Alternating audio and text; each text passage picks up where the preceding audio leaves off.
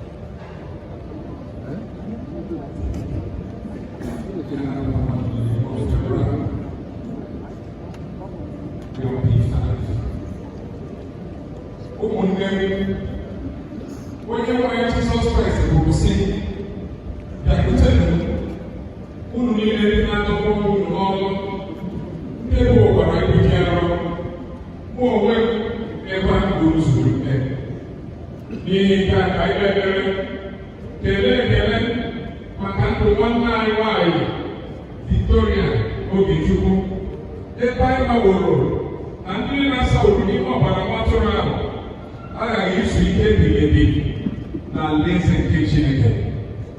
Ka ekpere Chineke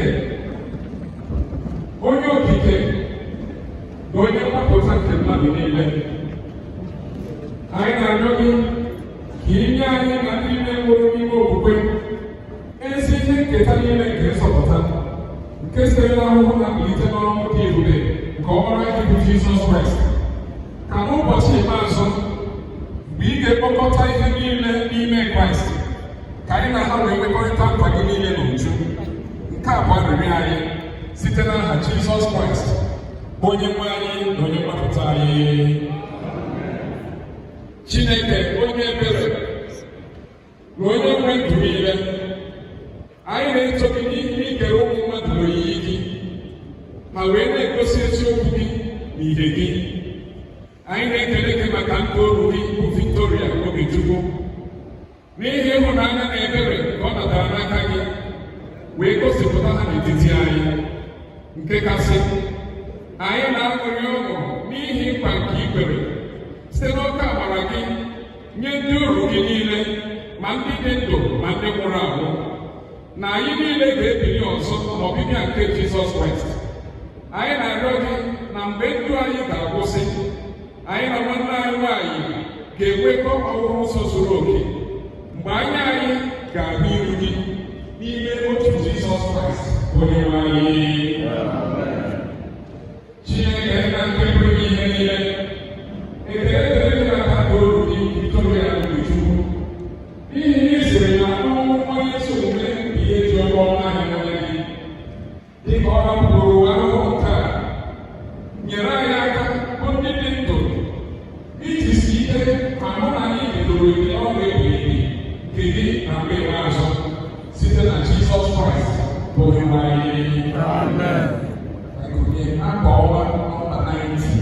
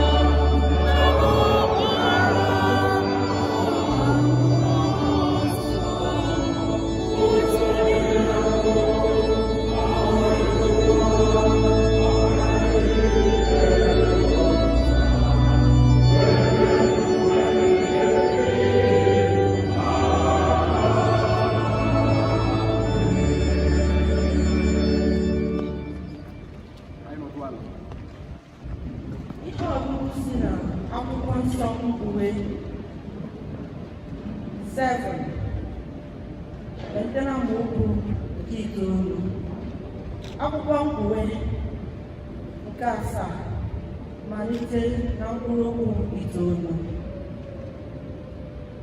Mgbe nke a gasịrị, m wee hụ ma lee oke igwe mmadụ nke onye ọbụla na-apụghị ịgụta ọnụ, ndị si na mba niile ọbụla na ebo niile na ndị niile na asụsụ niile pụta na-eguzo n'iru ocheeze ahụ na iru nwa atụrụ ahụ. Eyikwasịrị ha uwe mwụda dị ọcha, ịgụ nkụ dịkwa n'aka ha. Ha bịa were oke olu tie mkpu sị, nsọpụta dịrị Chineke anyị, onye na-anọkwasị n'ocheeze ahụ, dịkwara nwa atụrụ ahụ. Ndị mmụọ ozi niile guzokwara gburugburu ocheeze ahụ dịkwa ndụ, ocheeze ahụ nke dị ndụ. Ha wee daa kpuchie iru ha n'ala n'iru ocheeze ahụ, wee kpọọ isi ala nye Chineke, sị, Amen. Ngọzi niile na otuto niile na amamihe niile na ekele niile na nsọpụrụ niile na ike niile na ume niile dịrị Chineke anyị ruo mgbe niile ebighị ebi. Amen. Otu n'ime ndị okenye ahụ wee zaa sị m, ndị kpọkwasịworo uwe mwụda ahụ dịkwa ọcha, ha bụ ole ndị ha si bịakwa? M wee sị ya, onye nwe m, gị onwe gị matara. O wee sị m, ndị a bụ ndị siri n'oke mkpagbu ahụ pụta. Ha si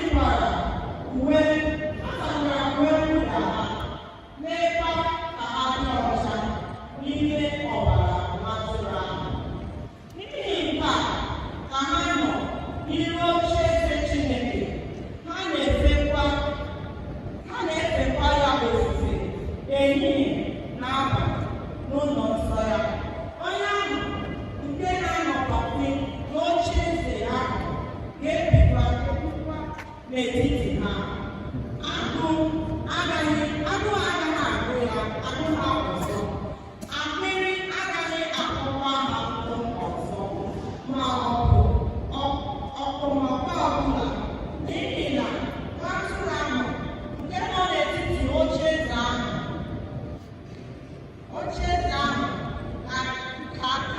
ka dị ka atụrụ.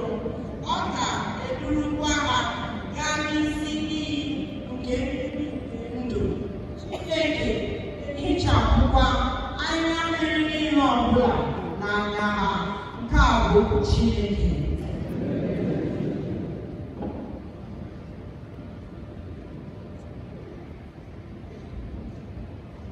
Abụ 191, Abụ 191, na page 7, Abụ Jesu.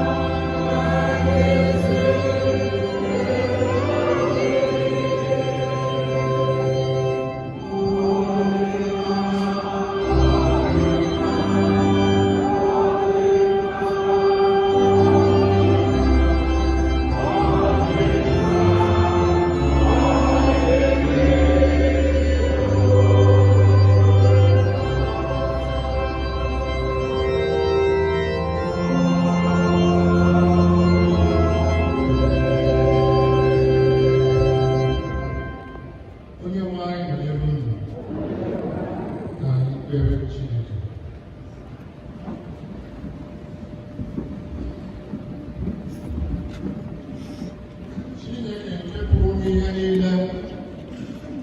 Onye jikọtara ndị enyi batara n'ime mmekọ na ịdị n'otu nke ọkpara mmadụ Jizọs Kraịst Onyenwe anyị.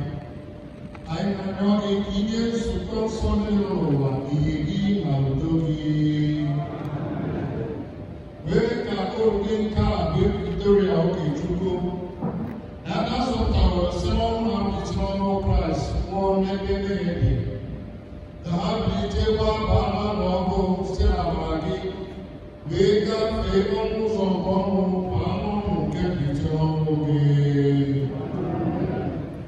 Mee ka anyị lee ndị nọ n'ije n'ụwa nke a, ndị na-adaba n'okwukwe, ka mmụọ nsọ gị na-edu anyị n'ịdị nsọ na ezi omume ụbọchị niile nke ndụ anyị. Nye ndị nke gị mgbaghara mmehie na udo, ka e wee sachaa anyị na njọ, anyị wee jere gị ozi n'obi umeala.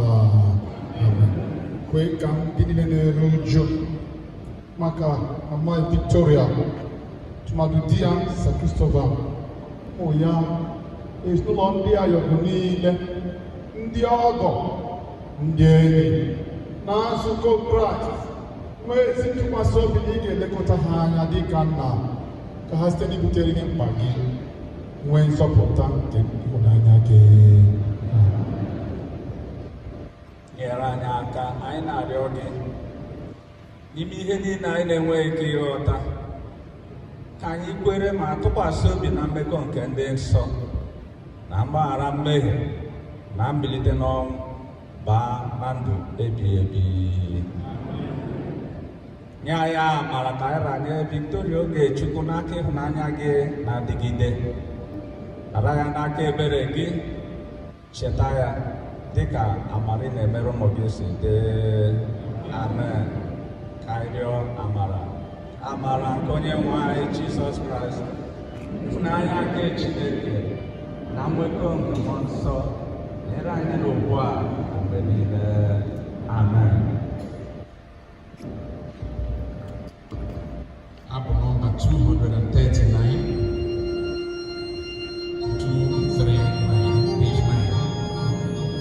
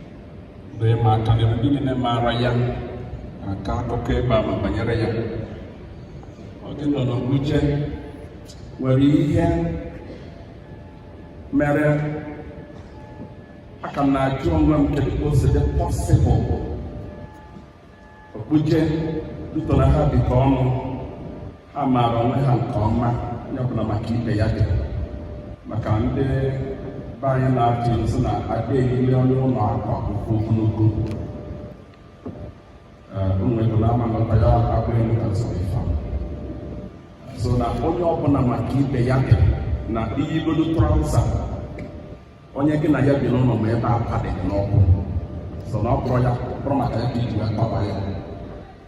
Praise the Lord. So a na-akọgasị akụkọ ndị mmadụ na-akọ akụkọ ibe ha na ndị anyị ọbụ ndị ụkọchukwu anyị na-anụ ọtụtụ ihe a na-akọ ọtụtụ ihe. Akụkọ a na-akọ banyere Amọmi onye ozi ya tọba ebe a kịta. Egere m ntị ọtụtụ akụkọ niile a na-akọ banyere ya. Ihe na-ekwe ha bụ ihe doro m anya mgbe ndị sepita si n'ebe a ọ bụ eziokwu because na onwe mgbe ji mic wee jụọ ha n'open service sị ha ọ pụtara na o nwere onye nwaanyị a mechọ maka akụkọ niile onye nụbịa nke onye a na-akọ ihe ha na-akọkarị bụ ihe o mere ha ihe o mere ha ihe o mere ha. Nobody ever complain na o nwere ihe ebe o si mechọ ya. And all the months I never heard. So one day, when I travel open service, does it mean that not even one person made any negative complaint against this woman? Iwo Jemama Kaniro, now such life be very rare, or really common. And that has very local, fearing nobody.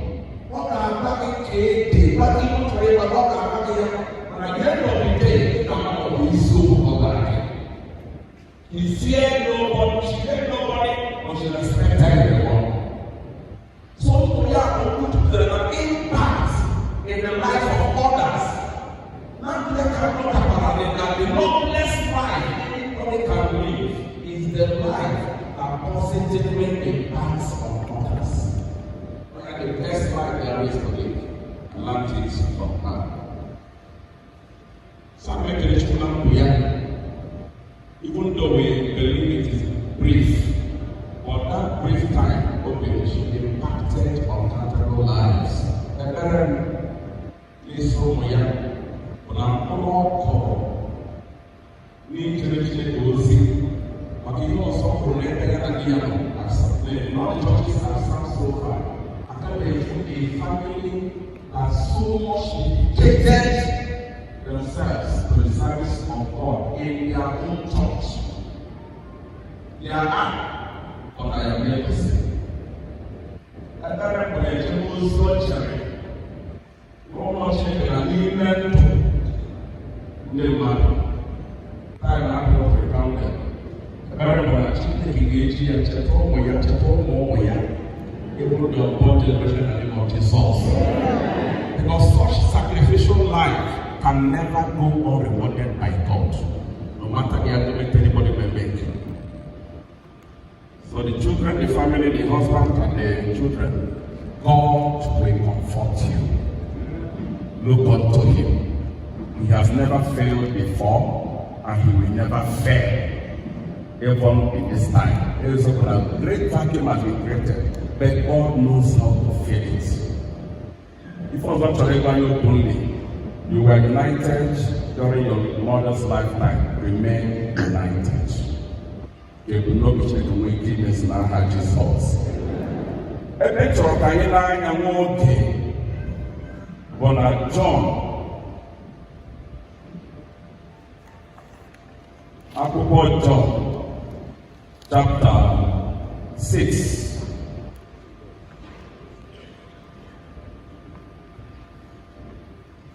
John chapter 6.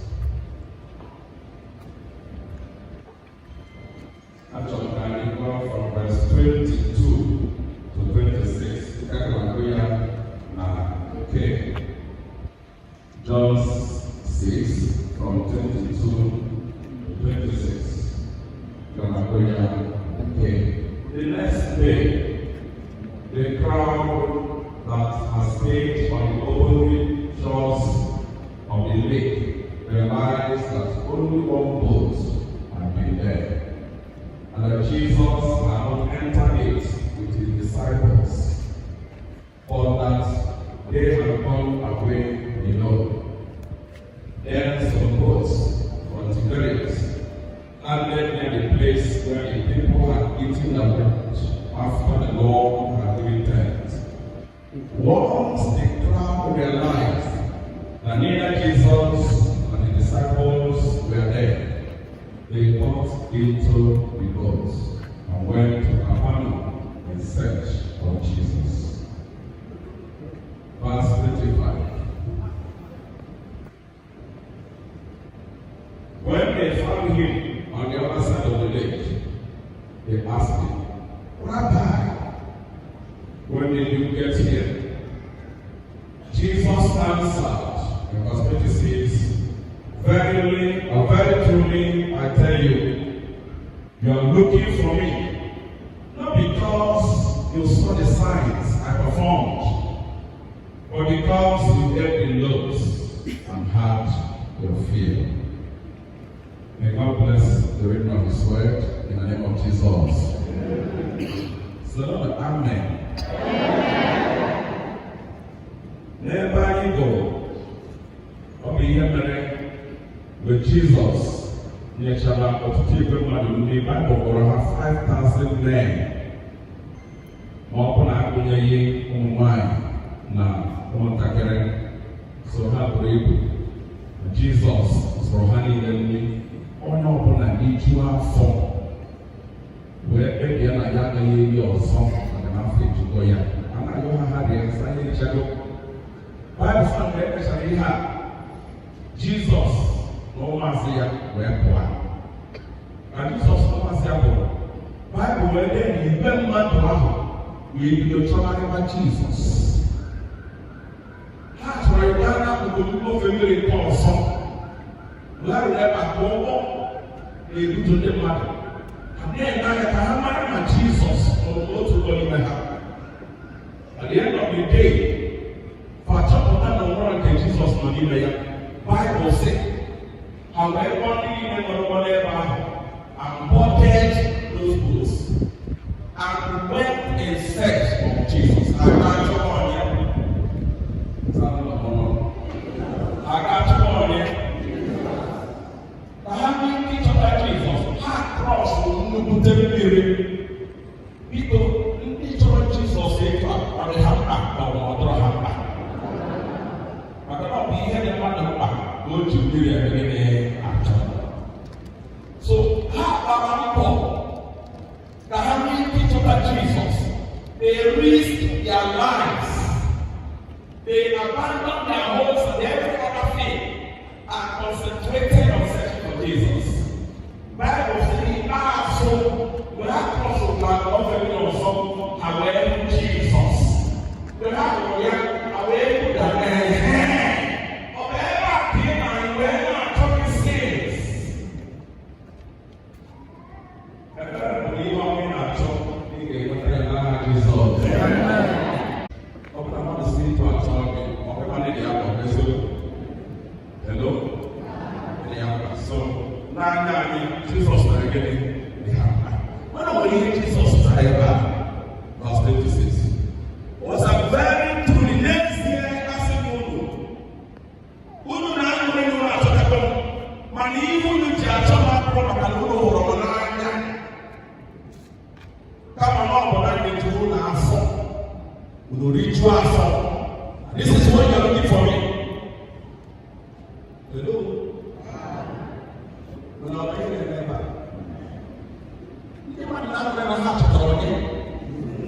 Jesus said, "Lama you na choro. Obodo waka na ochuku dunu a. Obodo waka na Yesu dunu a. Obodo waka na mu Jesus dunu a. Kama na nye churu na for yesterday." Why go to that choro? Therefore, you will do well sometime now. You will not go to our way to na for again. Omo na we ya choputara ebe a. Ihe nchọpụtara ebe a nọmba 1, ọtụtụ mmadụ na-eme ọtụtụ ihe bụrụ ọtụtụ ihe n'uche. People do things for different reasons. Kịta anyị nọ n'ebe a n'iru Chineke maka ọnwụ mama anyị, why have you come? Mgbe ị na-eje ụka ị na-achọ Chineke, gịnị bụ ebumnobi gị ị na-achọrọ ya? Ọ bụ maka na ị hụrụ ya n'anya, ọ bụ maka na ị chọrọ ịchọta ya, ka ọ bụ maka na ị nọ na mkpa? Why are you looking for God? Why are you seeking Him? Why do you go to church? And why are you here? Ihe a bụ answer onye ọbụla ga-azụ onwe ya, maka na ị maara ihe ibu n'obi ime ihe butere gị. Ihe ọzọ nchọpụtara ebe a bụ na Jizọs maara ihe dị onye ọbụla n'obi. He has perfect understanding of the motives in every heart, that we can deceive our fellow man and we can be or what he can. Ma ihe mmadụ na-apụghị ime bụ ihe ọrụ Chineke. N'obodo n'akwụkwọ Jeremiah 17 verse 9, o si na obi chọrọ njọ n'ilu karịa ihe niile dị n'ụwa. Onye pụrụ ịmara ya, ma na ọ nwere onye pụrụ ịghọta ihe dị mmadụ ibe ya n'obi. Iru mmadụ na-adị iche n'ihe dị n'obi.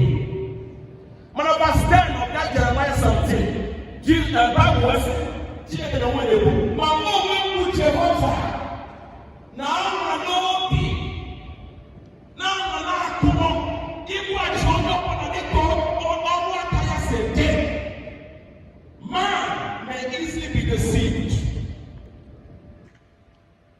Man may easily be deceived by my character, but God can never be deceived. Ihe nchọpụtara n'ebe a wee ebe Chineke na-enye abụrụ n'iru n'ọbụ na ebe n'obi. Always searching to know the reason for your action, not what you say, but what you have in mind. Ihe ọzọ pụtakwara ife ebe abụla Chineke na-emeso onye ọbụla according to the content of the person's act. So the authority people na Chineke is dependent on the content of your heart. And that's why most times people that complain na goes na America. So God treats everyone according to the content of your heart. So if the people have a mother at any time, you don't know that when you are ever done that, rules on the island to begin to know the aqua and beginning to know where to go. Settle with your heart first. Jesus said, even if you talk, I don't know who will check the area. I don't know the graph. I don't think it's forever. Or to kick out the event or because of selfish interest. Even when we say we love you, do you really love me? Or do you love me because of what you are taking from me? Why do you actually love me? Even in our marriages, you can say, oh, there are many marriages. Or to come and look in our life, and what they will plant in the life of the altar. Most times our expectations are not met. That's why problems erupt. Giving the below. Now we have come back to why we are here. Giving the yesterday, I had a very key. And I didn't know how to of all the Lord people said that they are kept on get this. Oh, I have to tell you now. That I have to tell you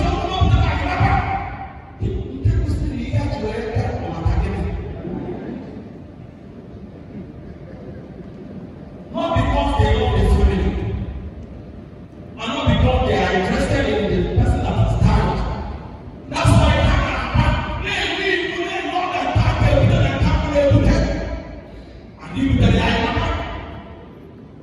and even most times, they know. Oh, I like the prayer. What is on the other? That is for you know. I remember. When they back and moto.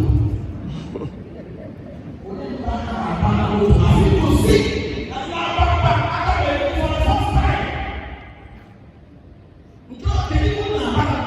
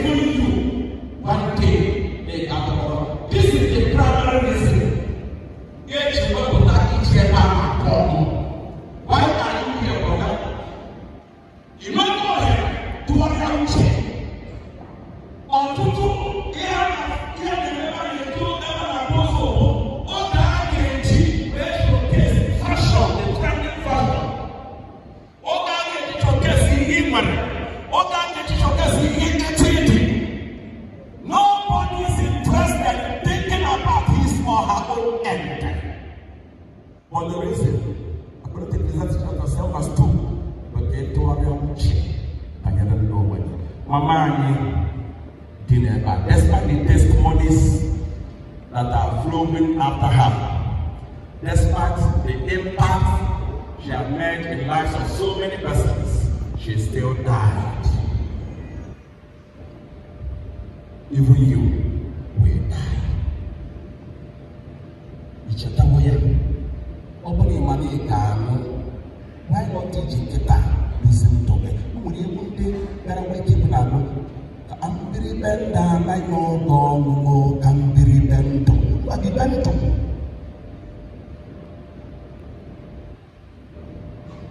And imagine, oh, come to Ariamuchi. Namama wrote again.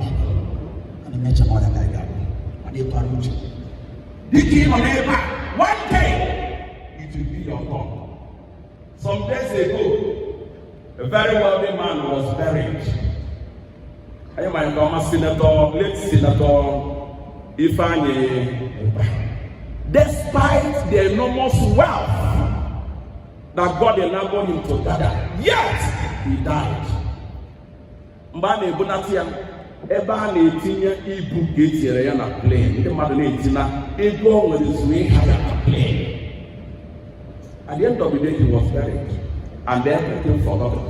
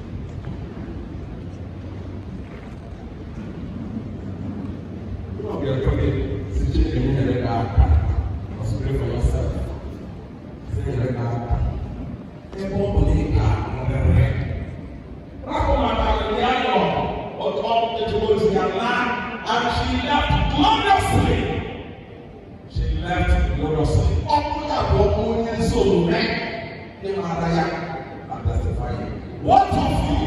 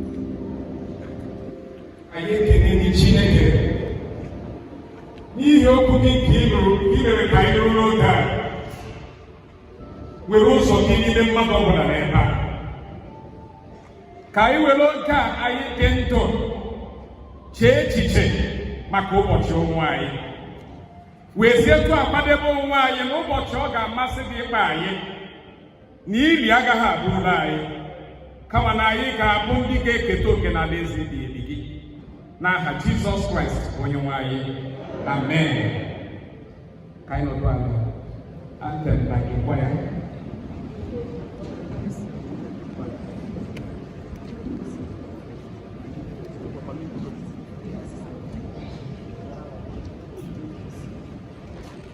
We take first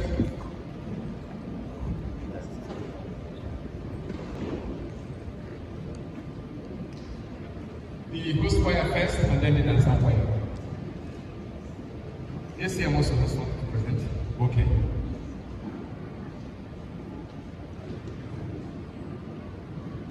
Yes, I am ready. Yes, I am first. People can have a say so.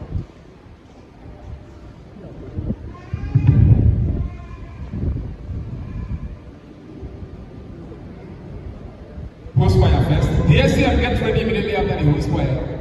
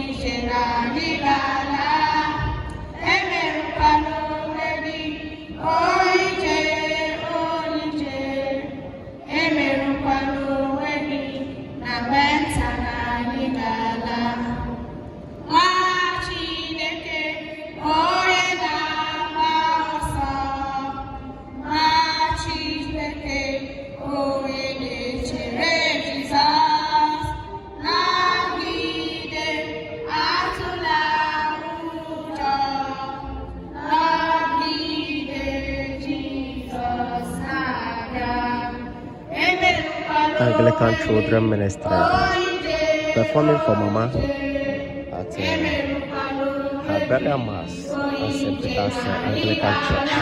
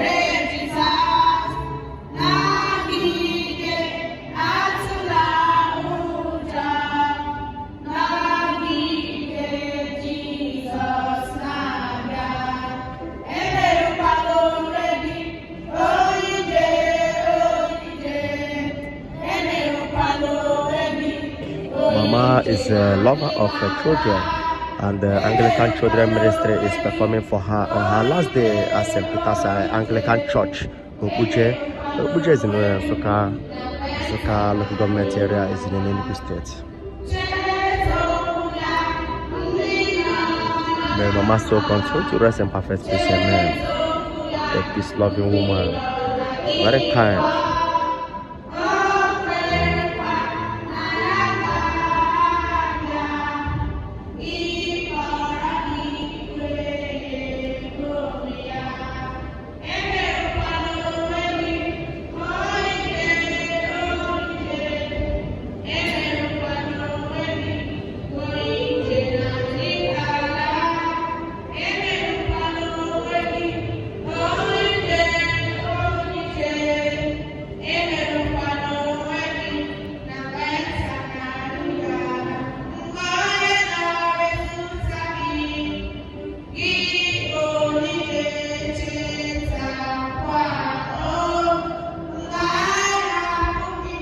The church is filled up and people are still outside. The children are telling you that the world is just a little place, that very soon you will leave. Don't spoil yourself, don't scatter yourself, as it's just very few. Anglican Children Ministry, Obuje.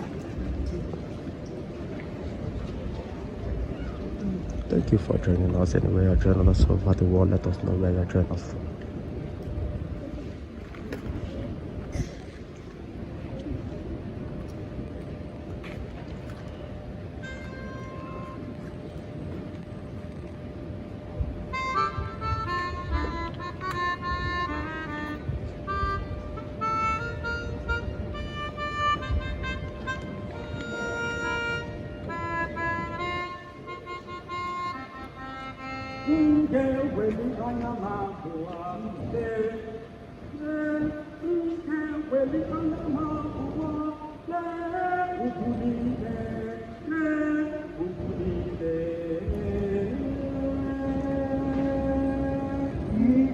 Weli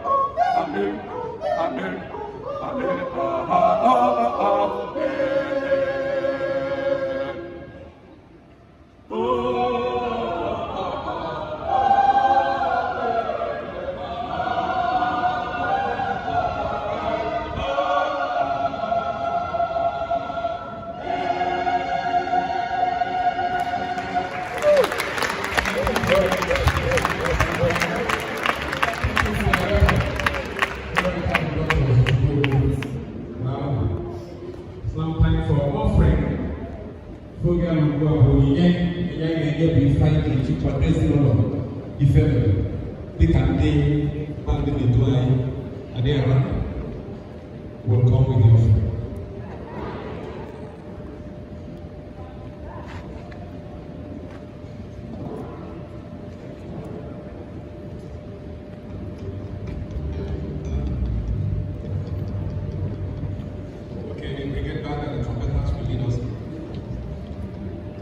The offering.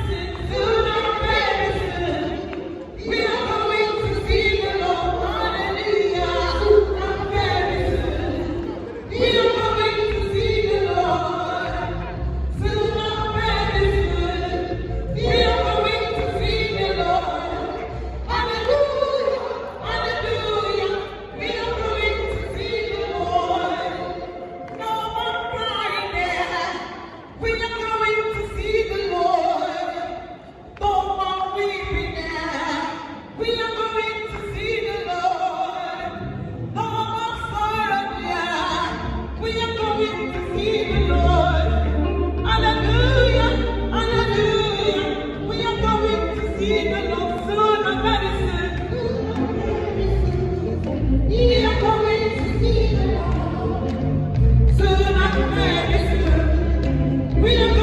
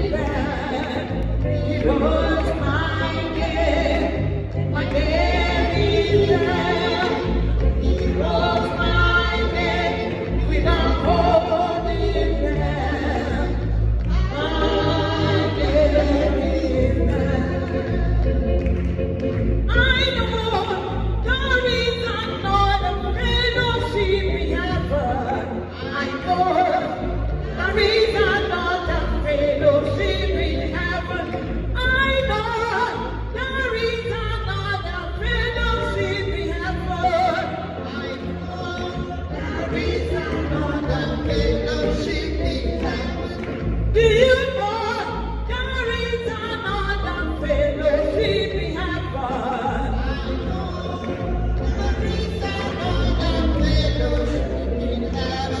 Do you know there is another fellowship in heaven? Oh, there is another fellowship in heaven. Do you know there is another fellowship in heaven?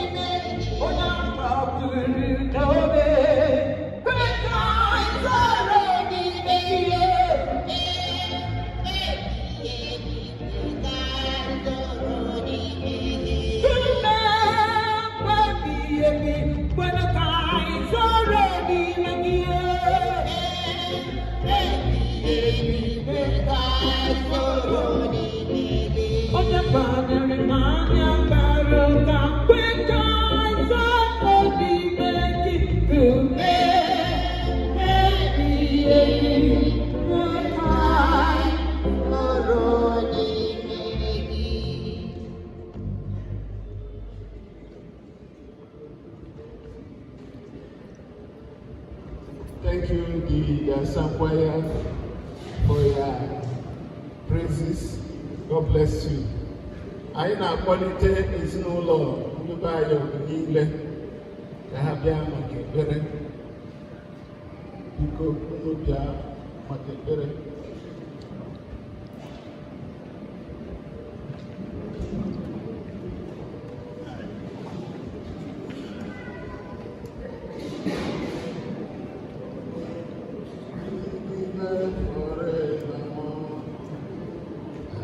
My Redeemer liveth. I know my Redeemer liveth. I know my Redeemer liveth. He liveth forevermore. Hallelujah. My Redeemer liveth. I know my Redeemer liveth. I know my Redeemer liveth. He liveth forevermore.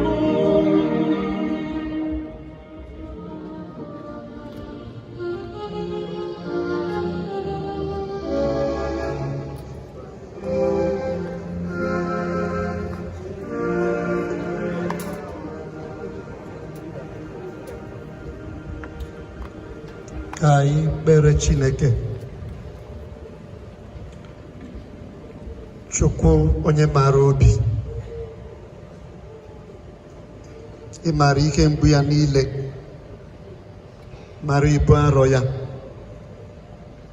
Ị pụrụ ibupụ, ị pụrụ ime ka ebili mmiri ya dajụọ. Lee ụmụ gị ha gusoro n'iru gị n'anya mmiri, na-ajụ ọtụtụ ajụjụ n'obi ha. Ọ gịnị mere na ihe ọma anaghị ekwe ka ejide ya aka? Ọ gịnị mere na ndị a na-agbara udo amado otu a ada anọte aka? Ọ gịnị mere na mgbe mmadụ kwesịrị ịnọ wee ribe mkpụrụ ọ kụrụ ka ọ na-arapụ ya? Na Chineke nwere ụsa nye ajụjụ ndị a. Sọ gị pụrụ ikwu okwu ga-aba n'ime obi ndị a weta ndajụ. Anyị arara ọrụ gị nwoke Sir Christopher na ụmụ ya niile na ụmụnne ya na ndị ọgọ na ụmụ mama ọrụ gị nwanyị Lady Victoria tinye gị n'aka. Ị pụrụ mara ụzọ eji eficha anya mmiri, fichie ha anya mmiri. Gosi ha na olileanya ka dị ebe ị nọ. Gosi ha na ị ga-anwụ anwụ. Gosi ha na onye tụkwasịrị gị obi na ihe na-anaghị eme ya. Gosi ha na ị pụrụ ịtụgharị ọnọdụ jọrọ njọ ghọọ ihe dị mma. Gosi ha na ị na-aza ekpere, na akpọku gị na ị na-aza. Na ọ bụrụ ihe siri ike n'anya gị ịnapụta mama ha n'ime nrịanrịa ọrịa, mana ọ bụ mmasị gị ka ọ bịakwute gị, maka na ị gwara anyị na ụwa a abụghị ebe obibi, n'eluigwe bụ ebe anyị ga-anọ ebighị ebi ka mma. Kwee ka obi anyị dịgide n'ebe ị nọ, ka anyị mara na anyị bụ ihe na-akwụsị akwụsị. Onye ọbụla wee si otu a wee kwadebe onwe ya. Biko anya gị dịkwasị n'ebe ezinụlọ anọ. Gbochie ụdị ihe dị otu a, ma mee ka amara gị bara ha ụba. Gakwa n'iru ijikọta ha ọnụ ka ọnwụ mama ghara ijisa ha. Gakwa n'iru ime ka ịhụnanya gị na-abawanye n'etiti ha. Kwekwa Chineke na a ga-esi otu a wee leta nna ya ukwu anya, na oru gị nwoke a ga-adụzu ndụ ya ka isi wee chọọ. Na ọnwụ a agaghị eme ka o belata. Mere ya anyị Chineke nara otuto.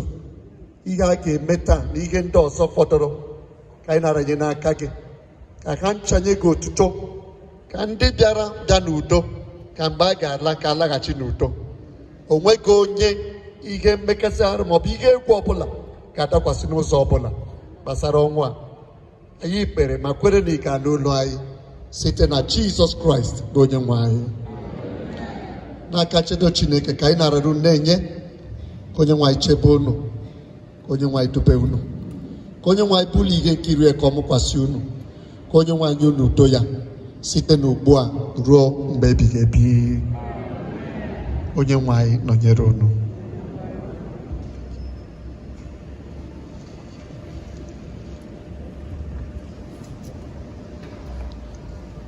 Biko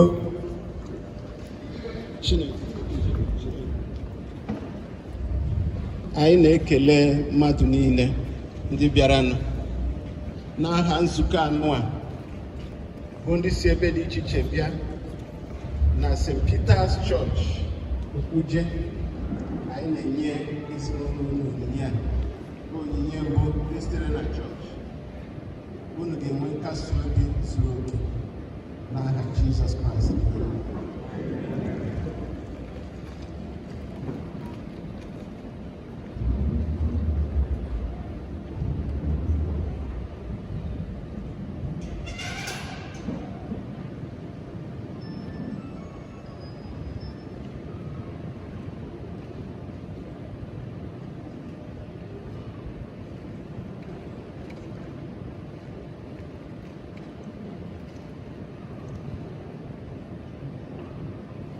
Toonu Chineke,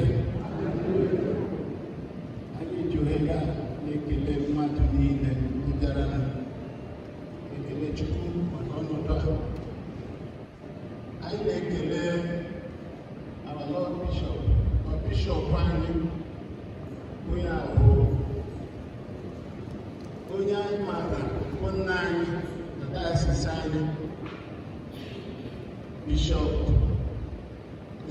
Agụ JP na Mama Nsụka, onye anyị mara ohere adịchaa echi enwere donation,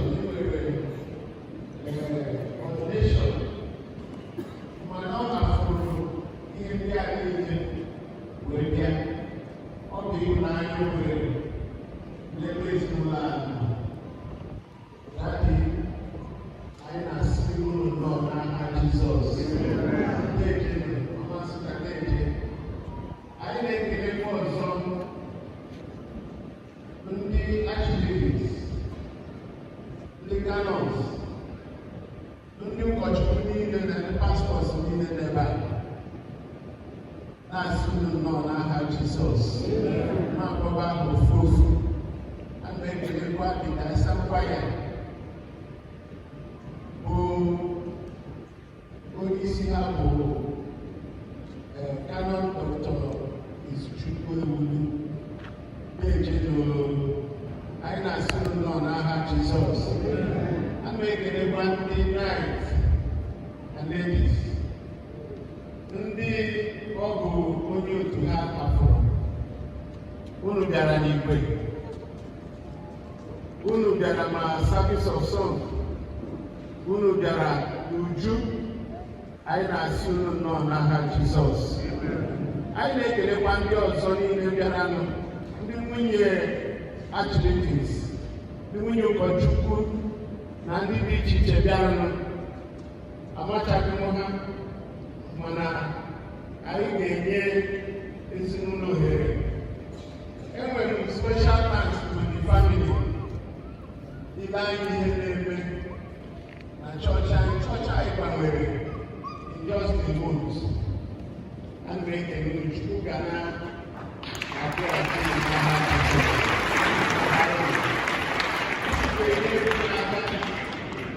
more and more. We bless you and enlarge your coast. A na-ekele ndị kwaya, the St. Peter's Choir. Daarụ n'otu anyị na-anwado. Daarụ Chukwu gọzie. Na-ekelekwa ndị isi ACM.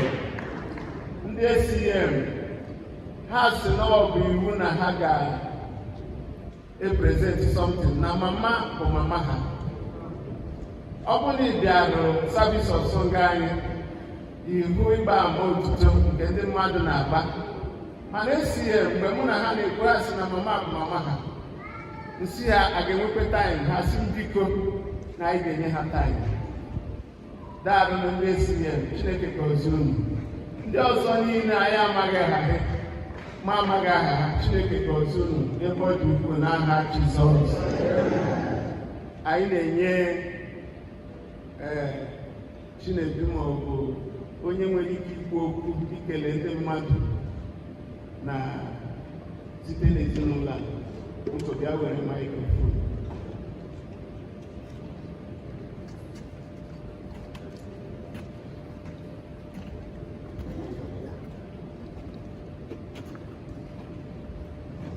Praise the Lord. Praise the Lord. Amen.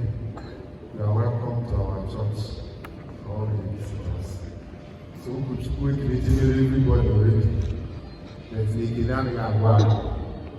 So especially today, Saturday, and in view of the program we relaxed on the Nation Commission and a lot of activities preparing and doing that for our Lord Bishop to accept to hold this event on Saturday. My Lord, we are grateful. Thank you very much, Right Reverend Bishop Benabo, for what you have done for us. Thank you. Thank you, Mommy, for joining me. I know that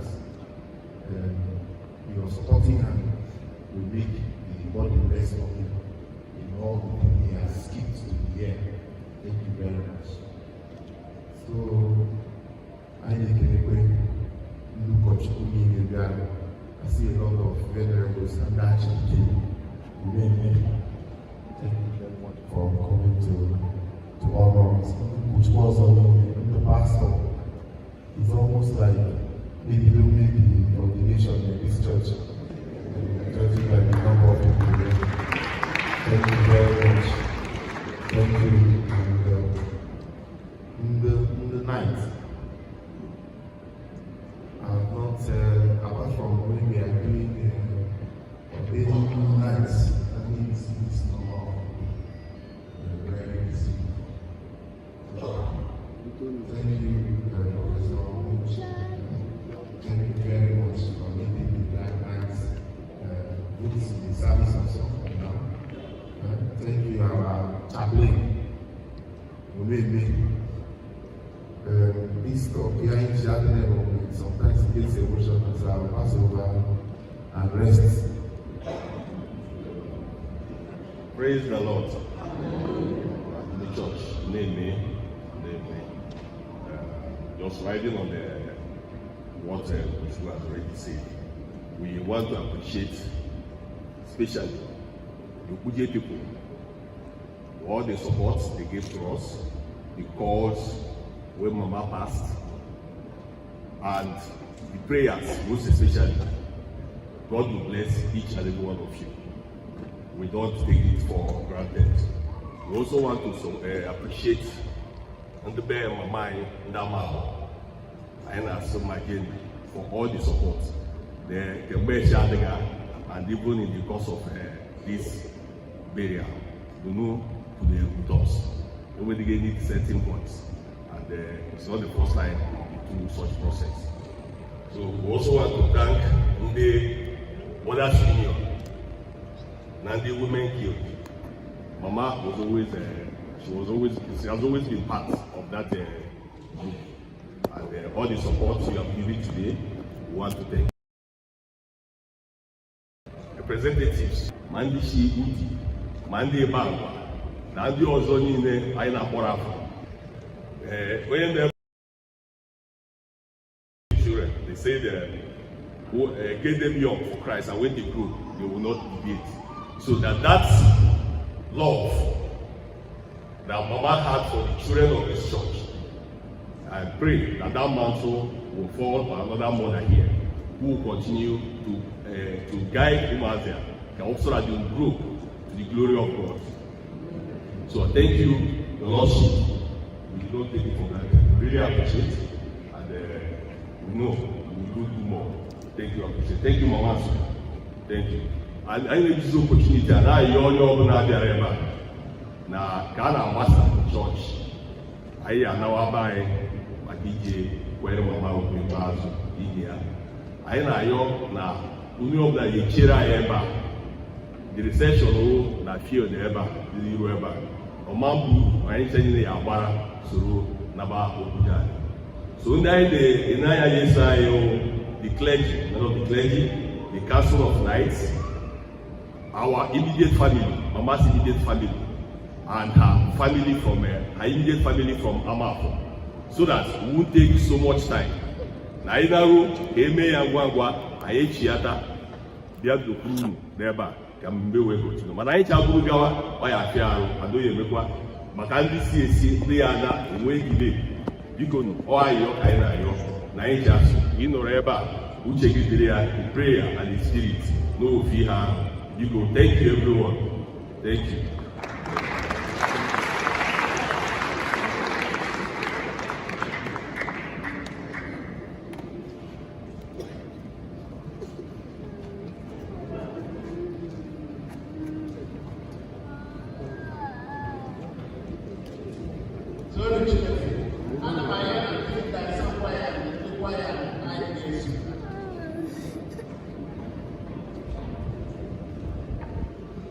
Tonu Chineke, achọrọ m ka m were ohere a n'aka Nsukka Diocese wee ga-amarụ nwanne anyị nwoke Sir Christopher Ayọkọ. Ọ bụ onye anyị na-ejighị eme ọnụ egwu na diocese. Biko nọrọ abụsa anyị na-arịarị gị. Ekpere anyị bụ na ị ga-adịzi ndụ gị. Anyị ma na ọnọdụ adịghị mfe ma Chukwu ga-enyere gị aka. Ma arapụ gị, lekwasị ya anya ahụ ilekwasịrị ya, ọ gaghị arapụ gị. Ụmụaka Sayọk, ana m ekele unu ndonu ndonu. Onye ọbụla bụ anya mmiri na anya na-ajụ ajụjụ, Chukwu kasị n'obi. Daalụ ma mụ na nwụrụ maka na unu eletere ya. Daalụ maka nleta unu letere ya. Chukwu gbaa unu ume. Chukwu gbaa unu ume. Ana m ekele onye ọbụla bịara ebe a, na-ekele Chukwu maka okwu Chineke anyị nọrọ. Venerable Dike, daalụ rinne. Daalụ rinne maka okwu Chukwu anyị. Mgbe ị na-akọwa maka ndị na-ata mbara eri, onye na-asị na ya na-ebutere orire ya ala. Ọ dịghị surprise na ọ bụ nri ka ọ bịara. Ọkwa nri ka a bịara di anyị. Maka na ego dị n'obodo. Ego dị. Ezigbo ego dị n'obodo. O nwere mgbe ọ na-abụ eji ndụ mmemme a na-asị mmadụ bịa nọdụ ala ka iri nri ọsọ. Thank you, don't mention. Ọ bụrụ ọzọ kịta. Bụrụ ọzọ kịta ị na-ebutere ha ga-ajụ gị kedu ebe ọ dị. Nke ka njọ bụ na ibuta ericha. O nwere obere ihe anyị mere. Ndị bịara wee anyị chere na nri ebutere ga-adụ enough. Ọ dị enough ka anyị iche na nwere na nri zuru ha n'onye ọbụla rijuru afọ. Afụzi ebe ekechichere nke fọdụrụ wee burula ala. So nke kịta bụ eri iche eburu ma n'ala maka amarọ ma ga-alakwuru nwere ka ga-alakwu n'ụlọ. Ndị ụnụ ma na eke na igwe bụ nwanne, ha bụ ejima. Ebe anyị si na eke amaghị ụka dị ụtọ. Onye eke uche onweghị okwu na-agwa ya na-aba ya ntị. Gịnị ka m ji akọwara ihe a? Ana m ekwuye maka ya bụ ihe ezuru ebe niile. Mgbe anyị ji ama omume mmadụ bụ mgbe ọnọdụ siri ike. Ka a ga-esi maka isi akpa agwa bụ mgbe agụụ na-agụ gị. Na-arịọ ebe ego dị ka anyị pụtakarị ijide onwe anyị aka. Maka ego a meziri anyị na-eme ihe na-abụghị omenala anyị. ga na-eme demands ọmụmụ otu a ihe ebe otu dị iche iche na-ekwu ihe a ga-emeriri ha, ị ga-eme nke a eme nke a. O nwere mgbe ọfụfụ ụmụada ka a na-arịa, mana ọ bụrụ ọsụsọ ụmụada. Ana m akọwa onye a na o nwere nwanne m nwụrụ eliri dịka 3 weeks ago, wee jee ebe a na-egwu ili. Ebe anyị na-egwu ili na Thursday, a day before the burial, maka ebe anyị siri ike na-ewufutere ya time. Wee jee ebe a na-egwu ili na mgbede, ofu ebe ụmụ okorobịa juru ebe ahụ, onye ọbụla ji biya n'aka, kparị ya n'aka, na-anwụ na-agagharị mkpọtụ ebe niile. Ihe agwute m bịakwute esi edi anyị, unu na aṅụrị dị na nwanne m nwụrụ. Ọ bụzi okwu a metụrụ gị, ụfọdụ n'ime gị si na ọ bụ omenala ka esi emebi ya. N'ihe wutere m bụ na ha na-adị mmadụ mmanya from anybody na relation. Ọgọ bịa butere anyị katọ, nwanne ọgọ bịa butere anyị katọ. Ụmụada na-emekwa nke ha maka ego. Iwere ego ga na-eweta ihe ya bụga omenala. O nwere asụsụ Dubai na-asụ ma bụrụba onye ọzọ. Olu ghọtara? Maka na ọ bụgo be gị na a ga-egwu egwu, a ga-agụta ehi. Nke ga-ewute mbụ na ndị ụka esokwere wee bata. Ọ ya ka anyị ji wee chi iwu na dayọsis anyị. Onye ụka anyị nwụọ, efugu mmanya eji agwa ndị kọmiti. Efule mmanya were ọnụ jee gwa ụkọchukwu. Ya ka anyị ji wee gwa onye ụka anyị nwụọ, si echekere ma ọ kwụrụ ụgwọ. Mgbe m kwuru ya, ụfọdụ adịghị apụ na-asị ị na-eme gị otu adị, ndị mmadụ ama agbazi mbọ. Ya bụ okwuchukwu a gwara anyị n'ihi bịara maka anyị sama na mbọ ka anyị mara ndị na-akpa ama maka na hụrụ Jizọs n'anya. I was imagining ego ole ka a ga-asị si kwụọ ka e wee nwee ike lie Lady Victoria ruru ka ihe ezinụlọ chefuru n'ụlọ ụka. Ezinụlọ a na-arụ ụlọ ụka na-anwụ arụcha ya. Na-achọrọ m iji ohere a kelee ndị okpukpe Chukwu gọziri unu maara ejere Chukwu ozi si ise bido chọọchị a ma nnọkọta ofu onye were. Thank you so much. Amaara m ka esi wee rugide from foundation, anọkọta ofu onye ebute ego arụba. Ndị ahụ bụzi family na plasta everywhere, edozi arụ, atinye windo si na ha gaga arụ. Mgbe m na-ekele ha n'ụtụtụ a si adị anyị na ama m na ịkwụ ọnwụ kịta adịghị mfe, unu a na-agwa nwa spend ego na-arụkwara ya ụlọ ụka. Ha sị m kedu ihe a ga-eme, na mama si na ya dịrị mma na arụ anaghị ya, ihe a ga-eji mee Thanksgiving bụ idozi ụlọ ụka. Praise the Lord. Ifu na ebe obi mmadụ, Bible si na ebe akụ mmadụ nọ bụ ebe obi ya dị. Obi ya dị n'eluigwe, obi ya dị na Chineke. Ọ na-asị dozie chọọchị. So ana m arịọ biko ego ụtọ na jide onwe. Ejile maka ego na ihe na-adịghị ọya. Tinye ihe na-ekwesịghị na ọ bụ omenala, na ọ bụ usoro unu, na ọ ya ga-emeriri unu. Ebutewo ma rice eche ka anụ dị na ya o zuru. Ebute malt eche ka ọ dị brand of the month. Egbadurugbo onye ọzọ. Onye nwe anyị nọnyere unu.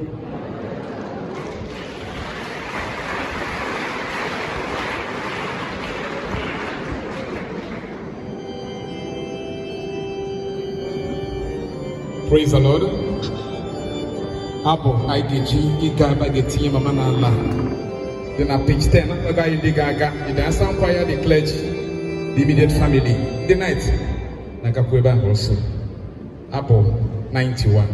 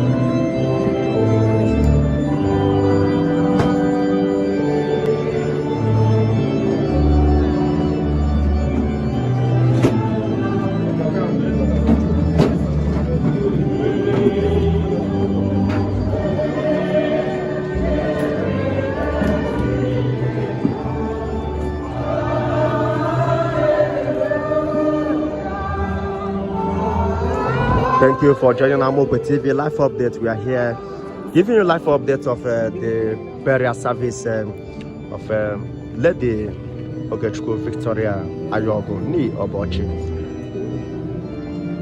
The burial service has ended. We are moving to the husband's compound for final interment. We say, may Mama soul continue to rest in perfect peace. Amen. And as you know, Cassian, the Jelekin and Dav and the night, and the lady. When you like, follow Amope TV and subscribe to our YouTube channel. And as you engage Makisi and I, not the giz Amope TV and Jembelile, I know with no life update. I know video coverage. I know me HRN and me make information. Bob Lovely on this, and I see the Jeleke.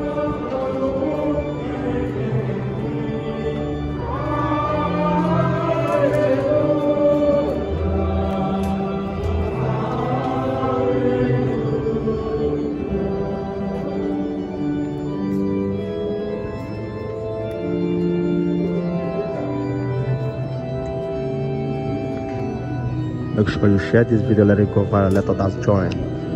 Don't watch it alone.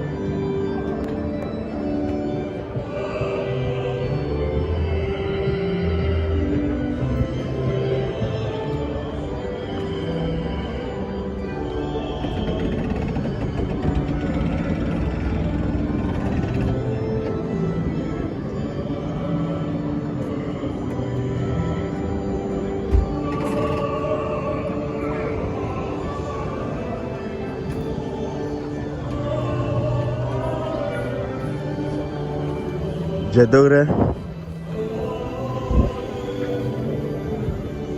Lady Victoria Ogechukwu Ayogo ni Obochi.